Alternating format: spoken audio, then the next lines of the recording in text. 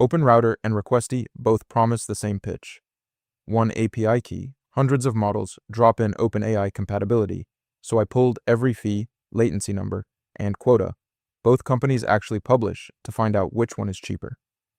The surprising part is that the platform charging the higher headline fee still comes out ahead once you factor in what actually breaks a production app. By the end of this video, you'll know exactly which gateway to route your calls through, and why the cheapest answer isn't as simple as comparing two percentages. Let's start with the number everyone actually searched for. OpenRouter charges 5.5% on credit card purchases and 5.0% on ACH transfers, with a minimum charge of $0.80 on small purchases. Requesty charges a flat 5% markup on model costs, no minimum, no payment method math to keep track of. That half-point gap sounds small until you scale it. According to the research brief's scale math, running 10 million tokens a month of DeepSeek v4 Flash costs roughly $5 in raw model usage. On OpenRouter's credit card rate, that's about a 28-cent fee. On Requesty's flat 5%, it's about 25 cents. 3 cents doesn't decide anything on its own, but it tells you the direction.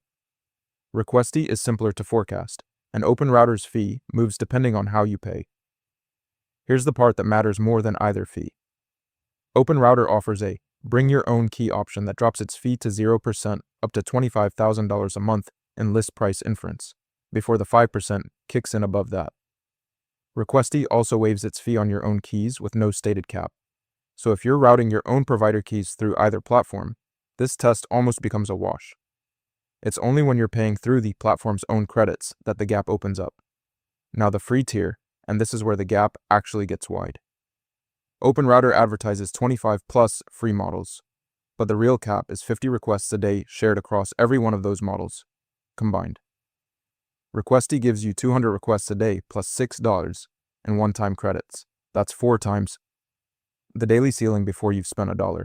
For anyone testing prompts before committing real spend, that difference changes how many iterations you get in a single afternoon. Community reports, unverified, but consistent, also flag OpenRouter users burning through credits fast on cheap models at scale, a cost predictability problem Requesty's flat rate avoids by design. One of the biggest problems I run into when using AI agents is turning their output into YouTube content I can actually use to market my product. That's why this video is sponsored by Subscriber, a tool that helps business owners connect their AI agents to YouTube and market their products without spending 10 hours every week creating content. You can connect Claude or ChatGPT directly to Subscriber. It then analyzes your business, website, and YouTube channel to help you create SEO-optimized video ideas, scripts, thumbnails, and even complete videos that actually match your brand. What I like most is that every week, Subscriber gives me a list of high-potential video ideas I can immediately execute, and it can even help edit videos for me, with or without my face, including videos like the one you're watching right now. It's easy to get started, and you can try Subscriber for free using the link in the description below. Now back to the video.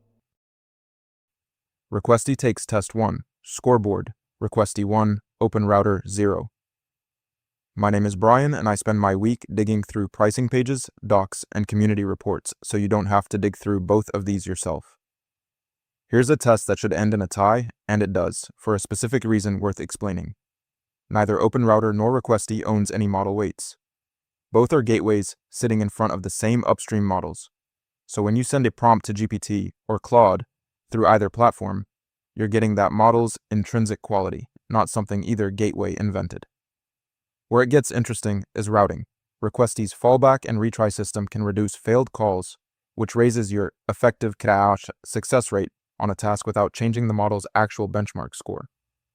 OpenRouter's multi-provider setup, meanwhile, can introduce small quality drift on the exact same model ID, because you might get routed to a different backend provider hosting that model on a given call. So, genuine parity on intrinsic quality, a slight directional edge to Requesty on consistency through routing. I'm calling this one a tie. That's directional, not a hard number, but it's a real distinction if you're chasing consistency instead of a leaderboard score. Scoreboard, Requesty 1, OpenRouter 0, 1 tie on the board. This is the test that separates a toy project from something you'd actually ship to users. OpenRouter adds roughly 25 to 40 milliseconds of overhead on top of a direct provider call according to community measurements. Requesty's Rust-based core runs at roughly 8 milliseconds at the 50th percentile. That's not a small gap. If you're building a chat interface or a voice agent where every millisecond of lag is something a user actually feels, that difference compounds across every single call in the conversation. Failover tells the same story. Requesty advertises automatic failover in under 14 milliseconds. Vendor claimed but specific. OpenRouter also offers automatic failover to alternate providers, but there's no published figure for how fast that switch happens. And uptime, Requesty advertises a 99.99% uptime figure. OpenRouter publishes no formal SLA at all. If you're running something customer-facing where downtime means lost revenue, that's a real gap in what you can contractually rely on, not just a nice-to-have. Requesty sweeps this test clean. Scoreboard, Requesty 2, OpenRouter 0, 1 tie. Stick with me, because the last 4 tests are where this decision actually flips. Now, this is where OpenRouter actually claws a point back. Both platforms are genuinely drop-in OpenAI replacements. You change a base URL and an API key, and every existing OpenAI SDK just works. OpenRouter's setup takes about 5 minutes. Requesty claims a 2-line code change. There is a real caveat on ease of use worth naming before we score it. So OpenRouter takes ease of use, and the scoreboard shifts its way. Next up is platform availability and limits, the test that quietly decides whether the rest of this comparison even matters. On platform availability and limits, Requesty pulled clearly ahead once the workload got real. So, Requesty takes platform availability and limits, and the scoreboard shifts its way. Here's where OpenRouter clearly pulls ahead of the field. Now, here's where Requesty clearly pulls ahead of the field. Pick the one whose single biggest strength matches the job in front of you today. One thing the docs never spell out will quietly cost you if you miss it. If this helped, the next breakdown on the channel goes even deeper.